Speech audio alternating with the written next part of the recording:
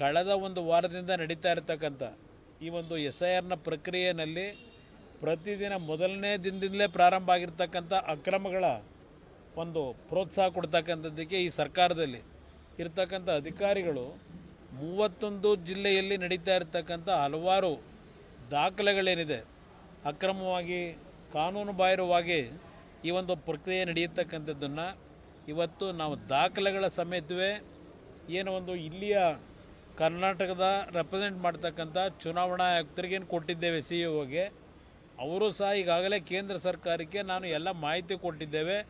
ಕೇಂದ್ರ ಸರ್ಕಾರ ಅಲ್ಲ ಕೇಂದ್ರದ ಚುನಾವಣಾ ಆಯೋಗದಿಂದಲೂ ಬಹುಶಃ ಇವತ್ತು ಇಬ್ಬರನ್ನ ಡೆಪ್ಯೂಟ್ ಮಾಡಿದ್ದಾರೆ. ಇದರ ಬಗ್ಗೆ ಯಾವ ರೀತಿಯಲ್ಲಿ ಇಲ್ಲಿ ನಡೀತಾ ಇರತಕ್ಕಂಥ ಮಾಹಿತಿಗಳನ್ನು ಪಡಿತಕ್ಕಂಥದ್ದಕ್ಕೆ ಅವ್ರಿಗೆ ಅಸಿಸ್ಟ್ ಮಾಡಲಿಕ್ಕೆ. ಆದರೆ ಇವತ್ತು ಕಳೆದ 5 ದಿವಸಗಳಿಂದ ಪ್ರತಿದಿನ ಮಾಧ್ಯಮದ ಸ್ನೇಹಿತರು ಸಹ ನೀವು ಇಲ್ಲಿ ನಡೀತಾ ಇರತಕ್ಕಂಥ ಈ ಒಂದು ಪ್ರಕ್ರಿಯೆ ನಿಷ್ಪಕ್ಷಪಾತವಾಗಿ ಯಾವುದೇ ರೀತಿಯ ದೋಷವನ್ನು ಇವತ್ತು ಜಾರಿಗೆ ತರ್ತಕ್ಕಂಥದ್ದಕ್ಕೆ ಅವಕಾಶ ಕೊಡದೇ ಇರತಕ್ಕಂಥ ರೀತಿಯಲ್ಲಿ ಇವತ್ತು ಕೆಲಸ ಆಗ್ತಿಲ್ಲ ಅಂತಕ್ಕಂಥದ್ದನ್ನು ನೀವು ಸಹ ಈಗೇನು ದಾಖಲೆ ಸಮೇತವೇ ಪ್ರತಿಬಿಂಬಿಸ್ತಾ ಇದ್ದೀರಿ. ಇವತ್ತು ಈ 5 ದಿನಗಳ ಕಾಲ ನಡೆದಿರ್ತಕ್ಕಂಥ ಹಲವಾರು ಅಕ್ರಮಗಳ ಮಾಹಿತಿಗಳನ್ನು ದಾಖಲೆಗಳನ್ನು ಪೆನ್ಡ್ರೈವನ್ನು ಇವತ್ತು ಎರಡೂ ಪಕ್ಷದಲ್ಲಿ ನಾವೇನು ಕಲೆಕ್ಟ್ ಮಾಡಿದ್ದೇವೆ ಕೊಟ್ಟಿದ್ದೇವೆ ಇವತ್ತು ಚುನಾವಣಾ ಇಲ್ಲಿಯ ಆಯುಕ್ತರಿಗೆ. ಅದರಿಂದ ಇವತ್ತು ಈ ರಾಜ್ಯ ಸರ್ಕಾರ ಇವತ್ತು ಯಾವ ರೀತಿಯಲ್ಲಿ ಅಧಿಕಾರಿಗಳನ್ನು ಇಲ್ಲಿ ಏನಾಗುತ್ತೆ ಅವರೇನೋ ಪ್ರಿಯಾಂಕ ಖರ್ಗೆ ಅವರು ಚುನಾವಣಾ ಆಯೋಗದವರು ಕತ್ತೆ ಕಾಯ್ತಿದ್ದಾರೆ ಅಂತ ಏನು ಹೇಳ್ತಾರೆ. ಚುನಾವಣಾ ಆಯೋಗದವರು ಯಾವ ನಿಯಮಾವಳಿಗಳನ್ನು ಈ ಒಂದು ಪ್ರಕ್ರಿಯೆಯಲ್ಲಿ ಅಳವಡಿಸ್ಕೋಬೇಕು ಅಂತಕ್ಕಂಥ ಗೈಡ್ಲೈನ್ಸ್ ಏನು ಕೊಟ್ಟಿದ್ದಾರೆ ಅದೆಲ್ಲವನ್ನು ಗಾಳಿಗೆ ತೂರಿ ಇವತ್ತು ಇಲ್ಲಿ ಇರ್ತಕ್ಕಂಥ ರಾಜ್ಯದ ಅಧಿಕಾರಿಗಳು ಯಾವ ರೀತಿಯಲ್ಲಿ ಸರ್ಕಾರದ ಒಂದು ಖುಷಿ ಪಡಿಸ್ತಕ್ಕಂಥ ರೀತಿಯಲ್ಲಿ ಅಕ್ರಮಗಳನ್ನು ನಡೆಸ್ತಾ ಇದ್ದಾರೆ ಅದೆಲ್ಲ ಜಗಜ್ಜಾಹಿರವಾಗಿದೆ. ಇವತ್ತು ಕಾಂಗ್ರೆಸ್ನ ನಾಯಕರಿಗೆ ನೈತಿಕತೆ ಏನಿದೆ ಅಂತಕ್ಕಂಥ ಕೇಳ್ತೇನೆ.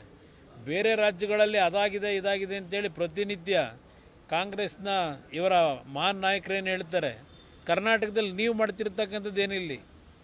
ನೀವು ನಿಮ್ಮ ರಾಜ್ಯ ಸರ್ಕಾರದ ಅಡಿದಿನಲ್ಲಿರ್ತಕ್ಕಂಥ ಅಧಿಕಾರಿಗಳನ್ನು ದುರುಪಯೋಗಪಡಿಸಿ ಅವರಿಂದ ಇವತ್ತು ಅಕ್ರಮಗಳನ್ನೇನು ನಡೆಸ್ತಾ ಇದ್ದೀರಿ ಅದೆಲ್ಲವನ್ನು ಇವತ್ತು ಏನು ನಾವು ಕಣ್ಣಾರೆ ಕಾಣ್ತಾ ಇದ್ದೇವೆ. ಇದನ್ನು ಸರಿಪಡಿಸಬೇಕು ಅನ್ನೋ ದೃಷ್ಟಿಯಿಂದಲೇ ಎರಡೂ ಪಕ್ಷದ ಮುಖಂಡರುಗಳು ಇವತ್ತು ಭೇಟಿ ಮಾಡಿ ಪುನಃ ಈಗಾಗಲೇ 3 ದಿವಸದಿಂದ ಕೊಡ್ತಾನೇ ಇದ್ದೇವೆ.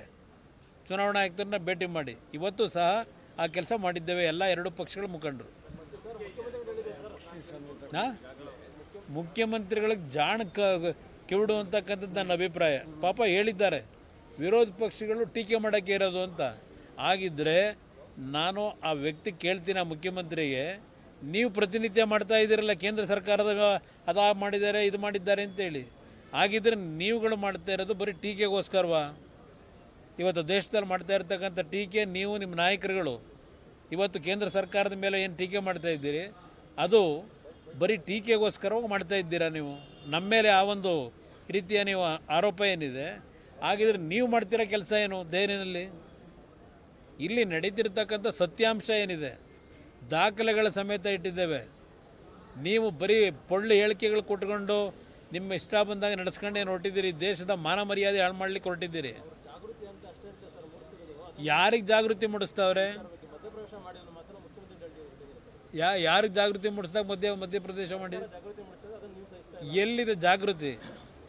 ಯಾವ ಜಾಗೃತಿ ಮೂಡಿಸ್ತಾ ಇದ್ದೀರಿ? ಅಕ್ರಮ ಮತದಾರನ ಸೇರಿಸಿ ಅಂತಲ್ಲ ಕ್ರಿಯೇಟ್ ಮಾಡೋದಕ್ಕೆ ಜಾಗೃತಿ ಮೂಡಿಸ್ತಾ ಇದ್ದೀರಾ ನೀವು? ಇದನ್ನು ಕೇಳಲಿಕ್ಕೆ ಬಯಸ್ತೀನಿ. ಯಾರು ಯಾತಕ್ಕೆ ಪ್ರತಿಭಟನೆ ಮಾಡ್ತಾರೆ? ಅಕ್ರಮ ಮತದಾರನ ಸೇರಿಸ್ತಾ ಇಲ್ಲ ಅಂತ ಪ್ರತಿಭಟನೆ ಮಾಡ್ತಾರ?